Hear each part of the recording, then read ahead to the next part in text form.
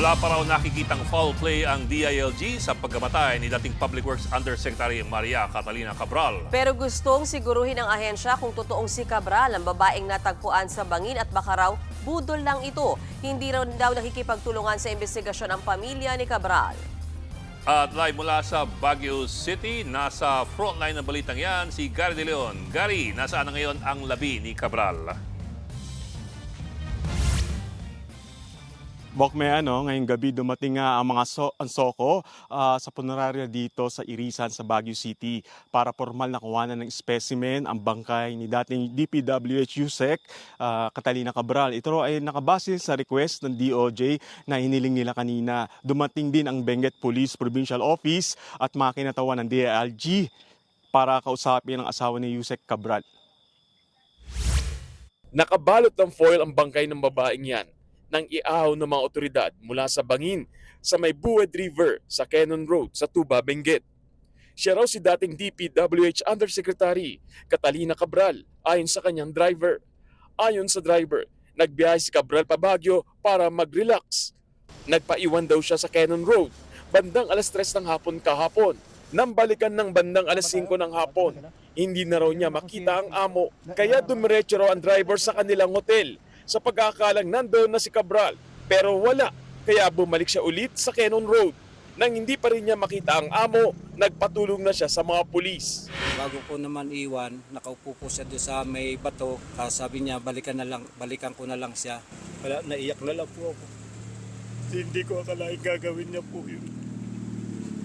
Kasi driver lang po niya, may tiwala po ako sa kanya. Saka sabi niya sa akin, tutulungan niya ako habang buhay.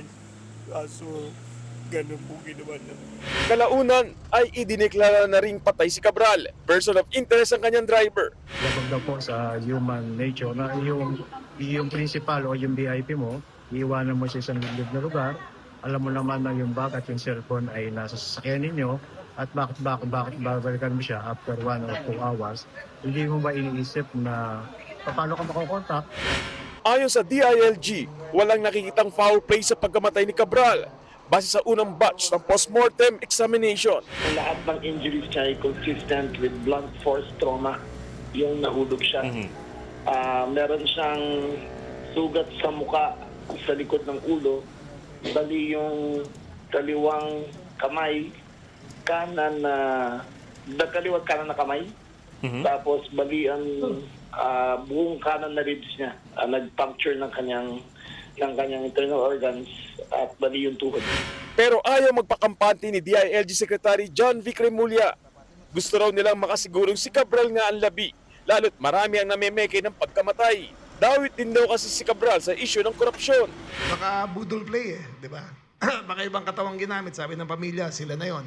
Pero baka tumakas sa ibang lugar, di ba? Baka budol-budol to di ba? So naninigurado lang tayo na siya talaga yan. Pero ayon sa Cordillera Police, pumirma ng waiver ang asawa ni Cabral na hindi siya pumapayag na ipa-autopsy ang labi ng kanyang misis. Pero ipipilit daw ng DILG ang pagsusuri sa labi. Babawiin din daw sa pamilya Cabral ang mga gadget ng dating undersecretary, gaya ng cellphone at laptop na posibleng naglalaman ng mga ebidensya sa mga budget insertions. Lalo't bago pa man mamatay si Cabral, balak na siyang sampahan ng reklamang plunder sa ombudsman. Magsisimula pa lang po sana yung preliminary investigation as far as the case na kinasasangkutan niya. Meron tayong ebidensya na nagtuturo din sa mga proponent na nakinabang dito sa mga projects na to. Ngayon, patay na si Cabral, hindi na siya mapapanagot. Pero hindi raw ibig sabihin nito na hindi na pwedeng habulin ng gobyerno ang anumang illegal na perang posibleng nakuha niya. Death will not protect you. Death will even bring greater shame to your family. Face up to the charges, man up to the charges. Kailangan lang natin dumaan sa proseso, mapatunayan yung mga ibang posibleng liability. Pero yung criminal liability, talaga sa ilalim ng ating batas at umiinog na mga desisyon ng Supreme Court, extinguish talaga siya. Extinguish siya upon death of the accused. Matatandaan ang dating kasamahan niyang si dating DPWH USEC Roberto Bernardo ang nagbunyag ng main operator si Cabral ng kickback scheme sa ahensya. Bilang dating USEC, May kapangyarihan daw si Cabral na makapagdagdag at magbawas ng mga insertion sa National Expenditure Program. Siya rin ang itinuturong pasimuno sa allocable na ginagamit umano bilang panuhol sa mga mambabatas. Ngayon, ayon kay Senate President Tito Soto, kawalan ng pagkamatay ni Cabral dahil sa laki ng kanyang partisipasyon sa iniimbestigahan korupsyon. Maraming masyadong nalalaman si former Yusek Cabral. Alam ko, meron siya mga iniwan na siguro mga informasyon at dokumento. Meron siya mga kinausap ng ibang tao tungkol dyan. Meron siya mga sinabihan. Ingat tayo dyan sapagkat yung pinanggalingan na tao, kung sumakabilang buhay na, paano mo mabe-verify na tama yun? Ayon naman kay Senate Blue Ribbon Committee Chairman at Senate President Pro Tempore Ping Lacson, nakausap niya noon si Cabral at sa tingin niya, gusto nito makipagtulungan sa investigasyon ng flood control projects. Sa ngayon, ipinag-utos na rin ng Ombudsman na i-preserve ang cellphone at laptop ni Cabral.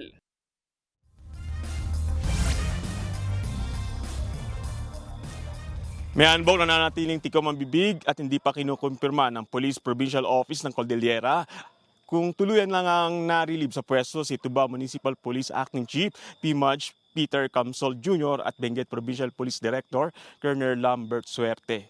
Ito'y base naman sa utos ng DILG. May anbog. Gary, tanong ko lang, tama ba dinig ko kay General Tuanyo, yung tagapagsalta ng PNP, na iniwan daw ni Cabral ang kanyang cellphone doon sa sasakyan nung nagpaiwan siya sa driver? That's a bit unusual kasi paano niya makakontak kung sakali yung kanyang driver para pasundo? Base sa information nga ng driver, bumaba yung si Yusek Cabral sa sasakyan nila at naglakad dito, no? Naglakad doon sa area kung saan nga siya na huling nakita. At iniwan niya yung bag niya at nasa loob ng bag nga niya yung mga gamit niya, gaya ng cellphone. At umalis ulit yung driver, pumunta sa gasolinahan at ilang oras bumalik. At doon na nga na-discover na wala na si Yusek Cabral. Gary, paano ititrace, siguro walk us through the process kahit short lang, paano ititrace yung identity ni dating Yusek Cabral kung hindi nakikipagtulungan yung family? Kasi for example, dental records, what if hindi sila magbigay, paano malalaman kung siya ngayon at hindi budol? Ayon nga kay Secretary John Vic Rimulya. Mayan, paulit-ulit niya yung pahayag ng asawa ni Yusek Cabral na hindi na nila ipapatest nga yung bangkay at iuwi na nila sa Quezon City. Pero ngayon, inabot nga natin dito yung mga pulis, kasama yung SOCO, kasama nga yung DILG para kumbinsihin yung asawa na ipasuri nga. At nag-ready na nga ang SOCO para sa specimen, base na rin daw sa utos ng DOJ. Kaya ngayong gabi ay nag-uusap pa rin sila hanggang sa ngayon para simulan na yung sasagawang pagtetest sa bangkay nga ni Yusek Cabral. Okay. Man. Maraming salamat. Gary De Leon, live mula sa Baguio City. Mga kapatid, Ed Lingaw po, maging maalam at may pakialam sa mga napapanahong balita sa ating bansa.